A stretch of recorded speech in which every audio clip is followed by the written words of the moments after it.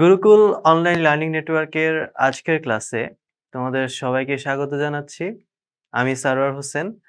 আজকে আমরা introduction to science of biology চ্যাপ্টারটা শুরু করব। এটা আজকে আমাদের এই চ্যাপ্টারের প্রথম ক্লাস। তো আজকের ক্লাসে আমরা বায়োলজি টপিকটা নিয়ে আলোচনা করব। তো এই টপিকে আমরা কি কি বিষয় নিয়ে আলোচনা করব? Concept about biology, umbrella fields of biology and definition of biology. তো শুরু করি। Concept about biology. Biology is the science of life. Its name is derived from the Greek words bios and logos. Bios মানে হচ্ছে life and logos মানে study. Biologists study the structure, function, growth, origin, evolution and distribution of living organisms. তো biology একটা science, একটা branch of science, এবং এই সায়েন্সটা deal করে লাইফের সাথে। মানে আমাদের পৃথিবীতে যত জীবন আছে, যাদেরই জীবন আছে, তাদের সম্পর্কে আমাদের যেই জ্ঞান আহরণটা আমরা বিজ্ঞানের যেই শাখায় করতে পারি, সেই শাখাটাই নামই হচ্ছে বায়োলজি। এবং বায়োলজি কথাটা কিন্তু ওভাবেই আসছে, বায়োস এবং লোগোস এই দুইটা শব্দের সন্ধির ফলেই কিন্তু বায়োলজি কথাটা আমাদের ডিরাইভ করছে, তাই না? তো এই বায়োলজির বায়োস বা বায়ো প্রথম পার্ট যেটা বায়ো কথাটা আসছে বায়োস থেকে, গ্রিক ওয়ার্ড। এই বায়োলজি একটা গ্রিক ওয়ার্ড, অ্যান্ড বায়োলজির বায়ো কথাটা আসছে গ্রিক ওয়ার্ড বায়োস থেকে। সেই বায়োস মানে হলো লাইফ, অ্যান্ড লাস্টে যে লজি পার্টটা আসছে আবার লোগোস থেকে, এটাও একটা গ্রিক ওয়ার্ড, এবং এই লোগোস মানে হচ্ছে স্টাডি। তো আলটিমেটলি বায়োলজি এর অর্থ হয়ে দাঁড়ায় স্টাডি অফ লাইফ বা সায়েন্স অফ লাইফ। ওকে, আচ্ছা। Biologists study the structure, function, growth, origin, evolution and distribution of living organisms.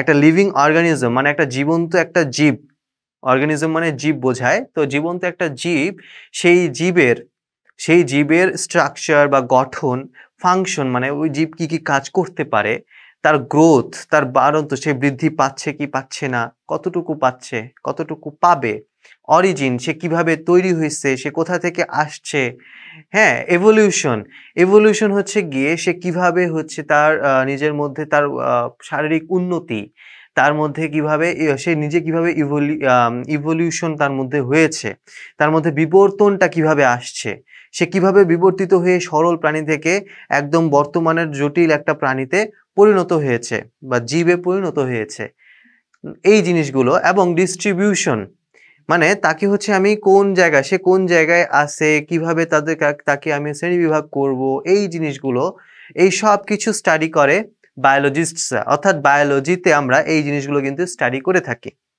ঠিক আছে? তো আমব্রেলা ফিল্ডস অফ বায়োলজি কি? বায়োলজির মধ্যে কি কি ফিল্ড রয়েছে? There are generally considered to be at least 9 umbrella fields of biology, each of which consists of multiple subfields. এখানে আমাদের আমব্রেলা ফিল্ডস, আমরা 9টা আমব্রেলা ফিল্ডস এর কথা চিন্তা করি, অ্যাট লিস্ট 9টা, এবং তাদের মধ্যে ওগুলোকে আবার মাল্টিপল অনেকগুলো সাবফিল্ডেও আমরা ভাগ করে থাকি। এর মধ্যে আমরা এই 9টা আমব্রেলা ফিল্ডের মধ্যে একটা হচ্ছে বায়োকেমিস্ট্রি। বায়োকেমিস্ট্রিটা কি জিনিস? এটাকে আবার বাংলায় বলা হয় প্রাণ রসায়ন, যেটা হচ্ছে the study of the material substances that make up living things. তাহলে বায়োকেমিস্ট্রি হচ্ছে the study of the material substances that make up living things. তো বায়োকেমিস্ট্রিতে লিভিং থিংসকে তৈরি করার জন্য যেই সাবস্টেন্সগুলো দরকার, সেগুলোরই কিন্তু স্টাডি আমরা করছি। হ্যাঁ, বায়োকেমিস্ট্রিতে এই স্টাডিটা করা হচ্ছে। এরপর botany the study of plants including agriculture. যত ধরনের গাছপালা আমরা দেখি, অর্থাৎ সব উদ্ভিদ নিয়ে যে লেখাপড়াটা, সেটাকে সেই লেখাপড়া বা সেই স্টাডিটা আমরা করি বোটানিতে। বায়োলজির বোটানি শাখাতে সেই স্টাডিটা করা হয়, এবং এখানে কিন্তু এগ্রিকালচার বা কৃষিকেও ইনক্লুড করা হচ্ছে। Cellular biology, the study of the basic cellular units of living things.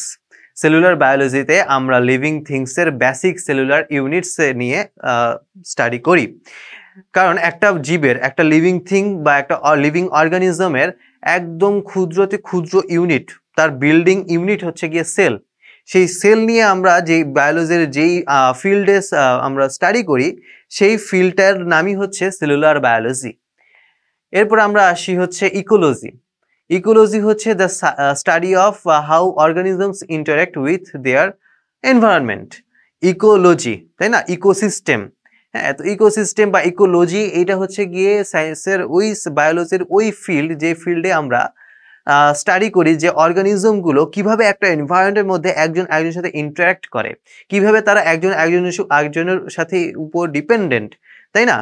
একটা এনভায়রনমেন্টের মধ্যে, একটা নির্দিষ্ট একটা জায়গার মধ্যে, একটা নির্দিষ্ট একটা পরিবেশের মধ্যে যত জীব জন্তু গাছপালা বসবাস করে তারা সবাই কিন্তু একজন একজনের উপর ডিপেন্ডেন্ট থাকে।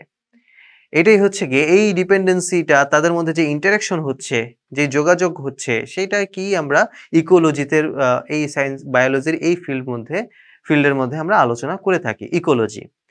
এরপর আমরা আসি evolutionary biology, the study of the origins and changes in the diversity of life over time. তাহলে ইভলিউশনারি বায়োলজি হচ্ছে গিয়ে ওই যে ইভলিউশন নিয়ে যেখানে আলোচনা করা হয়, study of the origins and changes in the diversity of life over time. তো সময়ের সাথে সাথে লাইফের মধ্যে ডাইভার্সিটি আসছে। প্রথমে দেখা গেছে লাইফটা একটা জীব আসছে, সেই জীবটা অনেকগুলো জীব তৈরি করছে, তাদের মধ্যে আবার হচ্ছে গিয়ে পার্থক্য দেখা দিছে, এবং তাদের মধ্যে অনেকের মধ্যে হচ্ছে গিয়ে বিভিন্ন পার্থক্য থেকে তারা আরো ডেভেলপ হয়েছে, এক একজন এক এক রকম ভাবে ডেভেলপ হয়েছে। হওয়ার পরে দেখা গেছে যে এক একজনের অরিজিন এক এক রকম হয়ে গেল, এক একজনের হচ্ছে কি মধ্যে চেঞ্জেস এক এক রকম চলে আসছে, এই জন্য এক একটা অর্গানিজম এক এক রকম দেখতে হয়ে গিয়েছে।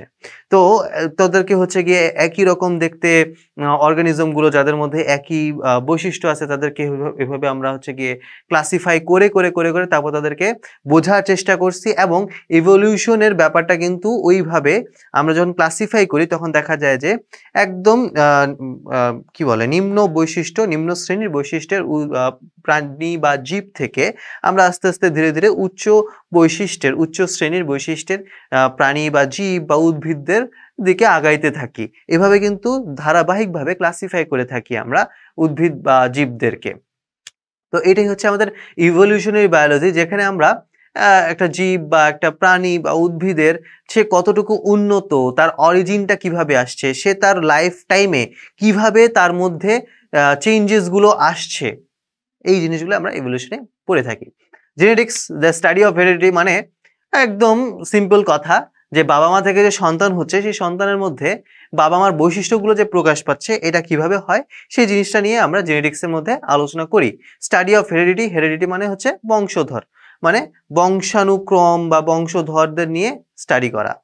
আচ্ছা, molecular biology, the study of biological molecules. দেখো আমাদের হচ্ছে গিয়ে আমরা তো জানি বিভিন্ন কেমিক্যাল মলিকিউলস পৃথিবীতে আছে বা পুরো মহাবিশ্বের মধ্যেই আছে। প্রতিটা জিনিস, আমি এই পৃথিবীর কথা বলি বা এই মহাবিশ্বের কথা বলি, যার কথাই বলি, সবকিছু কিন্তু বিভিন্ন মলিকিউলস দিয়ে তৈরি। প্রতিটা পদার্থ মলিকিউলস দিয়ে তৈরি।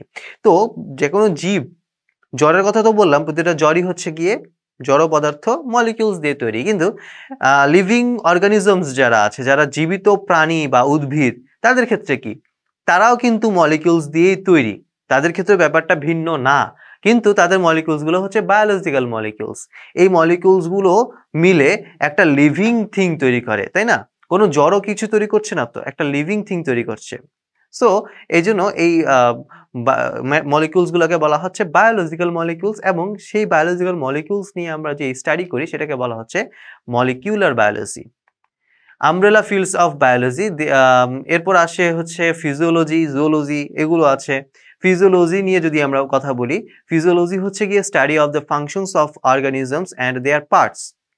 অর্গানিজমস এবং ওই অর্গানিজমের পার্ট নিয়ে যে স্টাডি, তাদের ফাংশন নিয়ে যে স্টাডি, মানে আমার হচ্ছে বডির মধ্যে যেই পার্ট যেই ফাংশন করে, ওই ফাংশনের মেকানিজম, হ্যাঁ, ওগুলোর ইম্পর্টেন্স, এই সব কিছু নিয়ে আমরা ফিজিওলজিতে আলোচনা করে থাকি। Zoology, the study of animals including animals.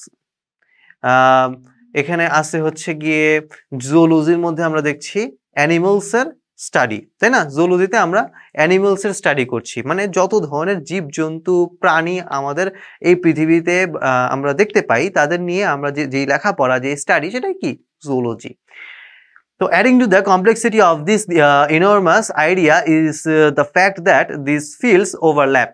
It is impossible to study zoology without knowing a great deal about evolution, physiology and ecology.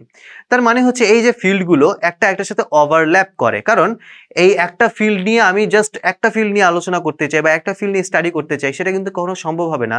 আমার অন্যান্য ফিল্ডগুলো নিয়েও আমার হচ্ছে গিয়ে ন্যূনতম নলেজ থাকতে হবে। তাছাড়া আমি কোনোটা ওই যে কোনো একটা ফিল্ড নিয়ে যদি আমি একদম মনোযোগ দিয়ে স্টাডি করতে চাই, আমার কিন্তু ওই কানেকশনটা আমি ফিল করব না। যেমন জুলজি পড়তে গেলে আমাকে অবশ্যই ইভলিউশন, ফিজিওলজি, ইকোলজি এই জিনিসগুলো নিয়ে অবশ্যই আমাকে স্টাডি করতে হবে। এই সবগুলো মিলেই আমাকে স্টাডি করতে হবে। তাছাড়া আমার হচ্ছে শুধু জুলজি পড়লে আমার হচ্ছে স্টাডিটা আসলে ইনকমপ্লিট থেকে যাবে এবং আসলে ব্যাপারটা এবং নেক্সট টু ইম্পসিবল হয়ে যায়, কারণ ব্যাপারগুলো হচ্ছে গিয়ে বোঝারও তো বিষয় আছে, তাই না? আচ্ছা, এরপর আমরা আসি definition of biology. The word biology is derived from the Greek words bios meaning life and logos meaning study of and is defined as the science of life and living organisms. এই জিনিসগুলো কিন্তু আমরা শুরুতেই পড়ে আসছি যে biology definition. Biology হচ্ছে গিয়ে বায়োস এবং লোগোস এই দুইটার সম্মিলিত একটা শব্দ, তাই না? এই দুইটা শব্দ মিলে একটা শব্দ তৈরি হয়েছে, নাম হয়ে গেল বায়োলজি। এবং সেই বায়োলজির বায়োস মানে লাইফ, লোগোস মানে হচ্ছে স্টাডি। সো টোটালি বায়োলজি মানে হচ্ছে গিয়ে study of life. And it is defined as the science of life and living organisms. Life এবং living organism এর science এটা। An organism is a living entity consisting of one cell, bacteria or several cells, animals, plants and fungi. তাহলে একটা organism হচ্ছে গিয়ে একটা living entity consisting of one cell, একটা cell দিয়ে তৈরি একটা লিভিং এন্টিটি হচ্ছে গিয়ে একটা অর্গানিজম। যেমন bacteria, several cells, animals, plants and fungi, এরা সবাই হচ্ছে গিয়ে অর্গানিজম।